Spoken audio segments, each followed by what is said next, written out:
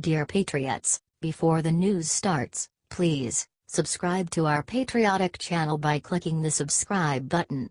Give us a thumbs up to this video. Don't forget to leave your opinion below in the comments section. Share the news on Facebook and Twitter so your friends see it. Thank you. Report where Vegas killer sent thousands of dollars before opening fire is turning serious heads. We've learned a bunch about the Las Vegas massacre at this point, the deadliest mass shooting in United States history. For example, 64-year-old Stephen Paddock's father was once on the FBI's most wanted list for escaping prison. His brother, Eric, says Stephen was a retired multi-millionaire. Also, the Islamic State has taken credit for the shooting. Now, get ready for a doozy. Apparently, Paddock sent tens of thousands of dollars to the Philippines in recent months. Why? Paddock's girlfriend is apparently of Filipino descent. Here's a new picture just released of both Stephen and Marilou Danley. Pretty weird, wouldn't you say? Stay tuned for more information as it becomes available. Spread this story like wildfire all over Facebook to expose this monster. HT, Gateway Pundit.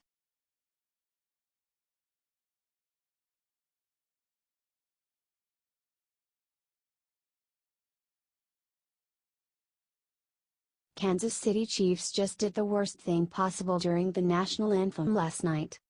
This week we finally saw NFL players begin to stand up once again to show respect for our national anthem. Many teams made a point to have nobody kneel during the anthem and even announce their intentions. Of course, ESPN did everything they could to hide the teams or cut the coverage during the anthem anyways to not cause problems. Then the horrible Vegas shooting happened. After that, ESPN decided they would go ahead and air the national anthem during Monday Night Football to show unity with the country. It seemed like a good enough plan until the Kansas City Chiefs went and ruined everything. The team showed up to the game, came out for the national anthem, then some of the star players SAT for the song. Not kneeled, just sat on their butts. So disrespectful. The sitters on the team were Chiefs cornerback Marcus Peters and linebacker Uke Melag. What they did was beyond disrespectful and should not be easily forgiven. It is worth noting that linebacker Justin Houston knelt in a personal prayer for the fallen, which is completely acceptable during situations like a horrible attack. If you haven't yet, the people of Vegas could desperately use prayers from many more people. Still, the Kansas City Chiefs disgraced themselves letting those two players sit during such a significant occasion while the Washington Redskins across the way stood proudly for the whole anthem.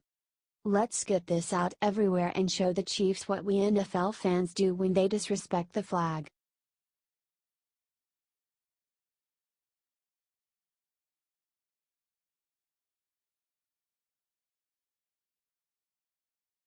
Whoops, Obama's millionaire friend Richard Branson just let slip a secret Obama never wanted getting out.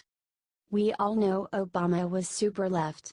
But now that he's out of office, his friends are finally speaking out and we can really begin to separate the former president's true feelings from his politics. Case in point, billionaire Richard Branson recently released an autobiography, Finding My Virginity, detailing his friendship with Obama, and exposed something the public never knew: Obama was adamantly anti-death penalty for any reason. Branson writes in his book about a lunch meeting he had with Obama in 2016, as reported in the Daily Mail. Would you consider using presidential decree to remove the death penalty for the 60 people under federal jurisdiction on death row? I asked. Or at least 5 of the 60 that, attorney and activist, Brian Stevenson, feels have particularly strong evidence for pardoning? Branson continued. He said that he was more inclined to pardon all 60 than make a judgment on 5. He felt that was the morally correct path, since he disagreed with the death penalty on principle. Now compare this to what he told the American public in 2015 during an interview with CNN. There are certain crimes that are so beyond the pale that I understand society's need to express its outrage. So I have not traditionally been opposed to the death penalty in theory. But in practice it's deeply troubling. A typical non-answer from Obama, but he clearly comes across as not opposed to the death penalty. At least now we know how he really felt, according to Richard Branson, and we just got one more example of how he deceived the American people.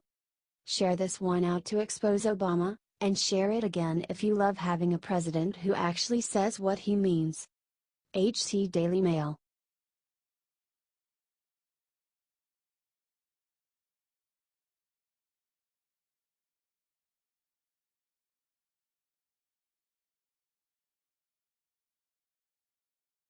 Right after Las Vegas attack, atheist Richard Dawkins did something so sick even his supporters are disgusted. In yet another example of tone-deaf leftists trying to make their point in the most disturbing and insensitive way possible, British evolutionary biologist Richard Dawkins just said something truly sick about the Las Vegas attack. Wow! This might be one of the most disturbing things I've ever heard a leftist say. There are so many things wrong with this post, it's hard to even know where to begin. A total lack of respect for the victims by mocking out Southern accents? A total mischaracterization of the Second Amendment? Saying the attacker had great shooting? It's so messed up on so many levels. Dawkins has yet to issue an apology for his deplorable comments. Perhaps he never will.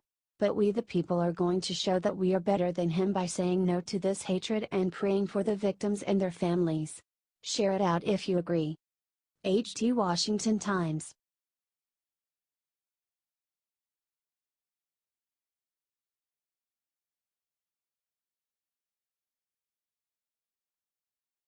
Scary. What police just found in Vegas shooter's car reveals he had much bigger plans. Stephen Paddock, 64 years old, white male from Mesquite, Nevada. This is the description of the monster who killed 59 people and injured over 525 others.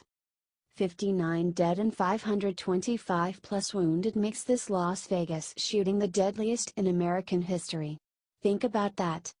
Paddock's father was once on the FBI's most wanted list for escaping prison. His brother, Eric, says Stephen was a retired multi-millionaire. The Islamic State has taken credit for the shooting. Also, nearly 24 rifles were found in Paddock's hotel room. Now, look what police have just discovered in Paddock's car. From Daily Caller. Clark County Sheriff Joseph Lombardo told reporters Monday that ammonium nitrate, a chemical compound used to make homemade bombs, was found in the Las Vegas shooter's car. What is ammonium nitrate exactly? Here you go. Ammonium nitrate is a high nitrogen fertilizer and was also found in the well-known Oklahoma City bombing in April of 1995 when a truck bomb explosion blew up the Alfred P. Murrah Federal Building in Oklahoma City, Oklahoma, leaving 168 people deceased and hundreds injured. Stay tuned for further updates. This story isn't over just yet. We still have to learn what his plans were with these materials. Also, what was Paddock's motive? Why did he plot and plan the way he did? HT, Gateway Pundit.